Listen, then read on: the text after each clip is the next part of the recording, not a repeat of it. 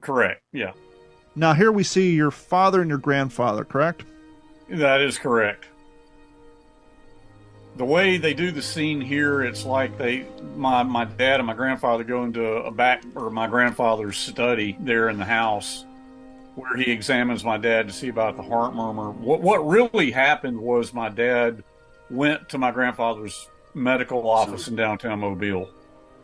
A little bit of artistic license here. They show that he still has the heart murmur. They show Sledge being really disappointed to find out that he cannot enlist in the Marine Corps. And in real life, I mean, there was some truth to that. But what really happened was when my grandfather examined him, when we will see it done this way later, but when he examined him, the heart murmur had gone.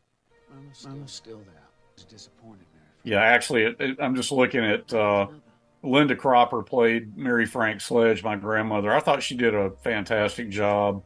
And Colin Farrell, I believe, is the name of the gentleman who played my grandfather. I thought they both did a phenomenal job, for just be given a role and playing somebody you never met or heard speak. I mean, the guy who played my grandfather nailed it. I remember my mom talking about it. She really liked him. She wasn't as crazy about the actress playing my grandmother, but in my mind, if you know my grandmother, I think that just means that she did a really good job of portraying my grandmother. Now there is your uncle. My Uncle Edward would have been graduating from the Citadel.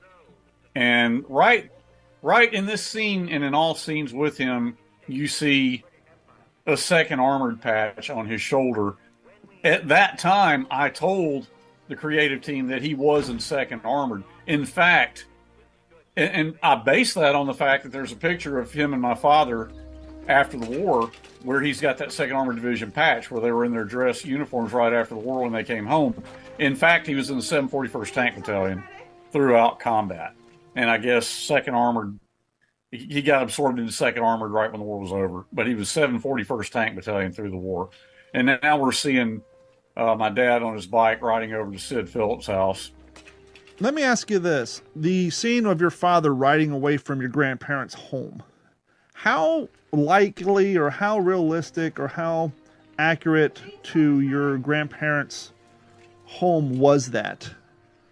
Was their property like that? Did they have that big house? Was your grandparents' house still available? Could they have possibly shot the scene there? I really wanted them to do that, Don. I hope you can see this. I'm trying to hold it where the glare doesn't just wash it out.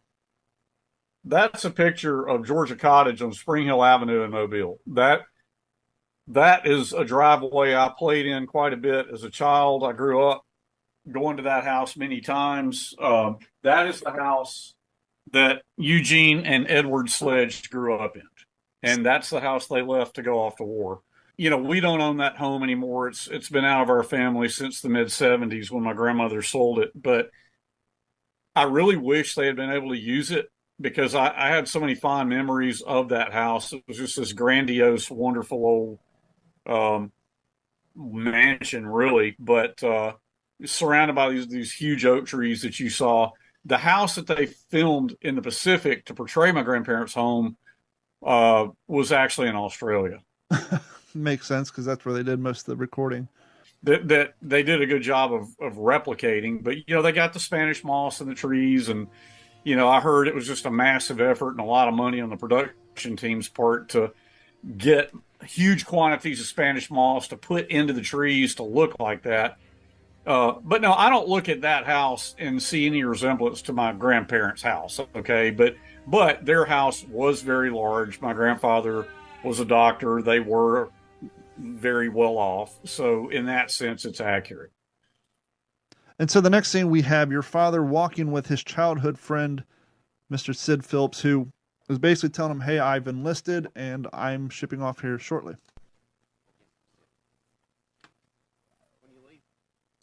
I'm on the 6 a.m. train to Atlanta. I remember when they were going to film that scene of my dad riding over to Sid's house on the bike.